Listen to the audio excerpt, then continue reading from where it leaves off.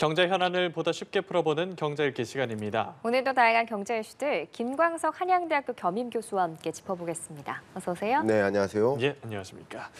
한동안 내 집 마련 열기에 소진이 되던 전국 미분양 주택이 석 달 연속 감소세를 보이고는 있지만 악성 미분양으로 분류되는 준공후 미분양이 계속 쌓이고 있는 걸로 알려졌거든요. 네. 이게 또 얼마나 위험한 거고 가장 많이 누적되고 있는 지역은 어딘가요? 네, 그 부분을 좀 분리해서 말씀드리도록 하겠습니다. 예. 그러니까 미분양 주택 건수는 해소되고 있는 것이 맞습니다. 네. 그러니까 전반적으로 미분양 주택 건수는 3개월 연속 해소되고 있는 분위기는 맞는데 네. 네. 악성 미분양이라고 불리는 소위 준공후 미분양, 그러니까 공사 완료가 됐는데 계속 팔리지 않고 있는 네. 지금 분양이 완료되고 있지 않는 그런 아파트들이 계속 쌓이고 있다. 이게 무슨 말인가?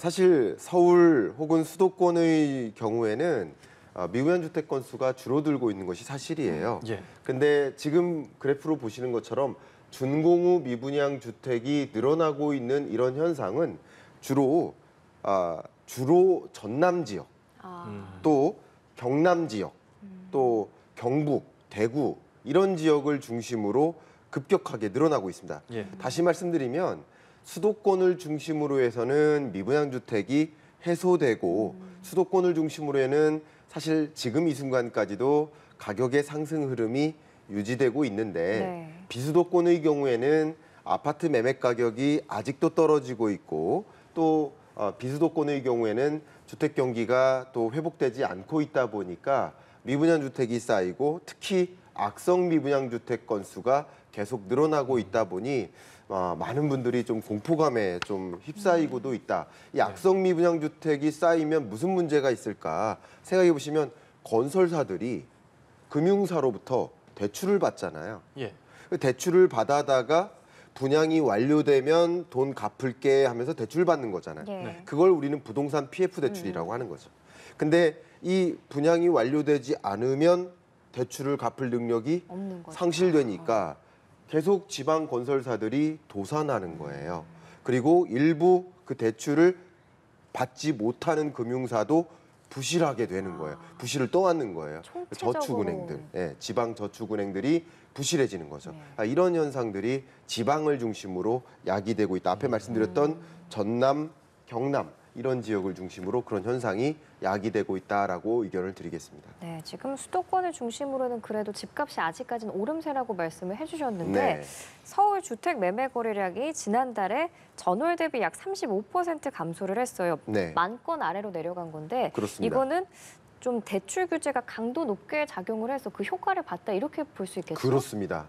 정확히 말씀드리면 주택 매매 거래량이 서울을 중심으로 말씀드려 본다면 7월, 8월 연속 10,000건 이상으로 거래량이 상당 수준 유지됐었습니다. 예. 보시는 것처럼 말이죠. 근데 9월 기준으로 10,000건 이하로 떨어졌습니다. 자, 그러면 9월에 무슨 일이 있었느냐? 스트레스 DSR 2단계가 적용되기 시작했죠. 네. 그러니까 서울 수도권을 중심으로 스트레스 DSR 2단계가 적용됐다라는 것은 대출 규제를 도입했다. 대출 규제는 결국 차주당 대출 한도를 적용한다든가 그 밖에도 대출 규제를 대폭적으로 적용하는 그런 과정에서는 무주택자가 아니라고 한다면 1주택자 혹은 다주택자들에게 한해서는 대출을 규제를 함으로써 예.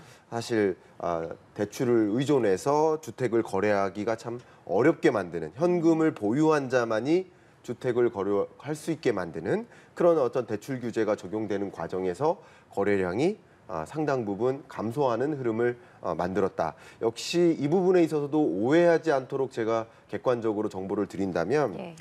거래량이 7, 8, 9월 줄어든 건 맞지만 역시 이전 연도 2023년이나 22년 대비해서는 상당히 많은 수준의 거래량이 이어지고 있는 것도 사실이라는 걸 의견 드리겠습니다. 예.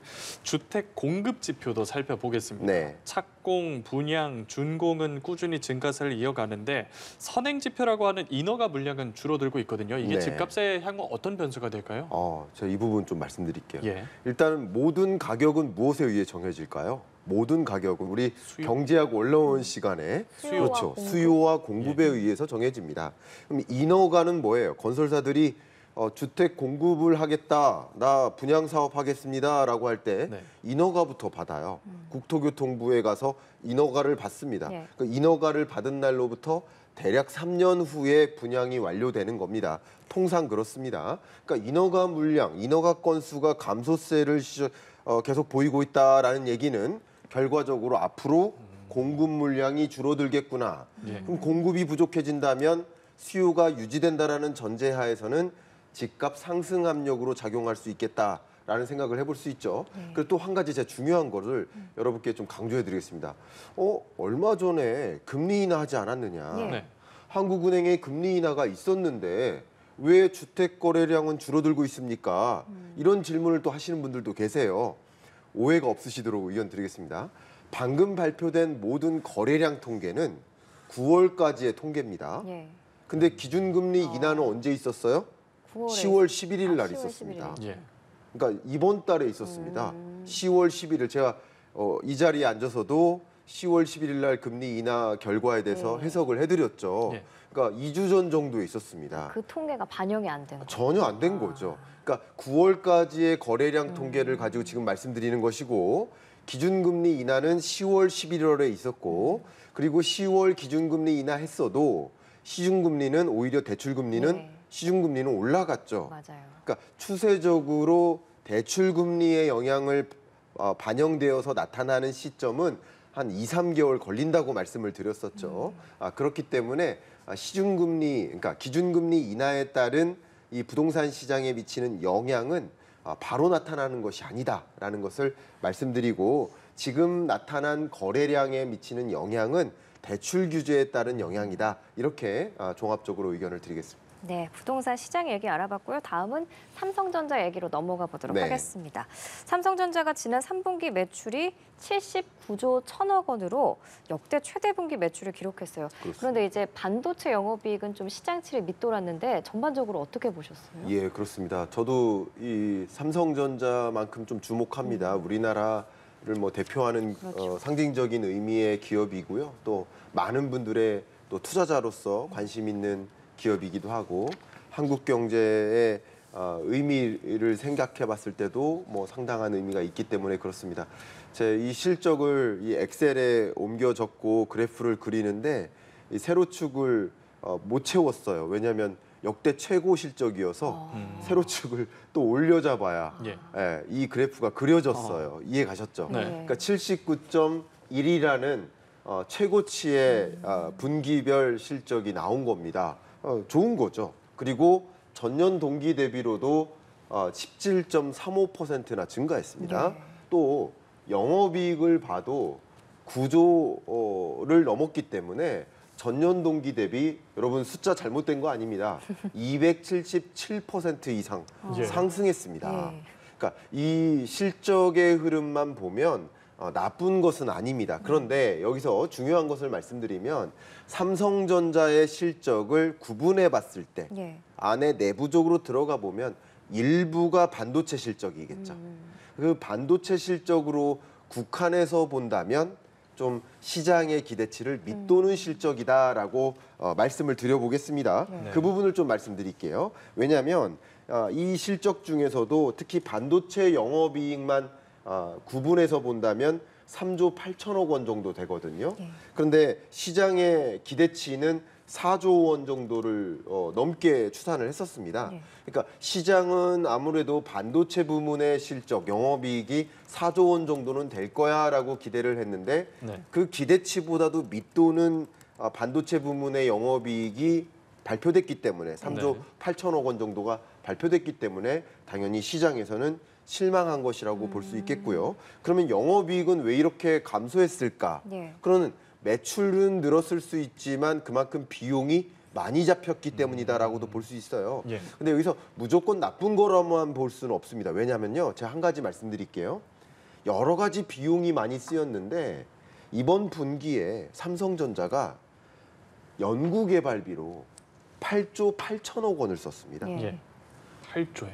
8조 8천억 원의 네. 연구개발비를 썼습니다. 그러니까 이것은 단순한 나쁜 비용이 아니라 중장기적인 기술 추격을 위한 투자 또 비용. 그렇죠. 투자적인 성격도 있기 때문에 무조건 부정적으로만 파악하는 것이 아니라 그리고 R&D 비용을 쓴 것이 바로 실적으로 나오는 것이 아니거든요. 네. 1, 2년, 2, 3년 후에나 그렇죠. 상품화가 나오는 거거든요.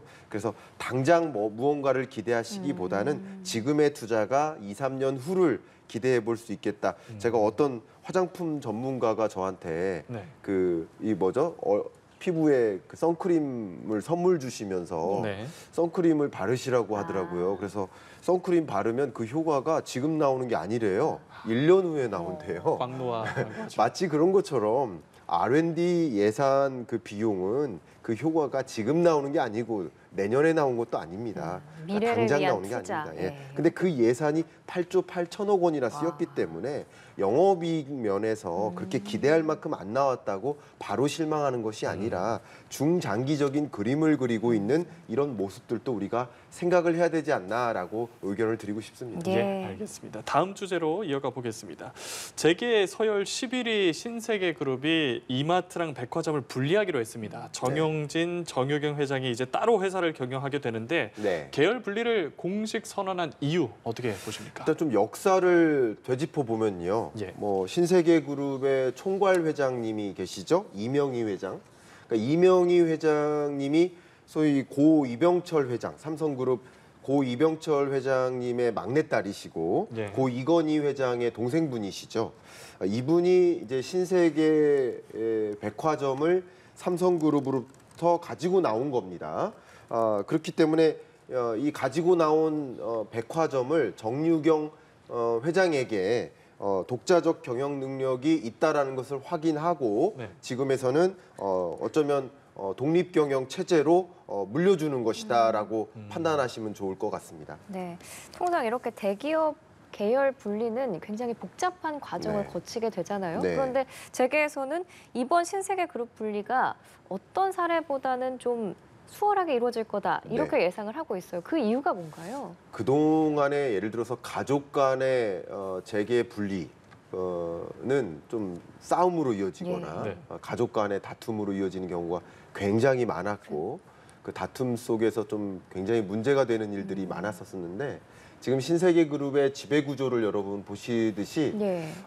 정용진 회장은 이마트 지분 비율에서 최대 주주로 역시 신세계 백화점에 있어서는 정유경 회장이 최대 주주로 예. 똑같네요. 이렇게 가지고 있습니다. 예. 그렇기 때문에 2011년부터 이미 이마트와 백화점을 분리하는 수순을 가져왔었고 오래전부터 10여 년 동안 그래서 남매 경영 체계를 이미부터 구축을 해왔고 그 지분 구조 자체가 이미 각각 최대 경영 주주로서 자리를 잡아왔었기 때문에 그렇기 때문에 어쩌면 이제 분리하는 과정도 상대적으로 큰 문제 없이 순탄하게 순리대로 분리될 수 있겠다라고 예상할 수 있겠습니다. 그럼 이렇게 순탄하게 계열이 분리가 되면 앞으로 신세계에 남은 과제 어떤 것들이 있을까요? 일단 분리되지 않았을 때는 이 하나의 큰 유통그룹이 어쩌면 독자적인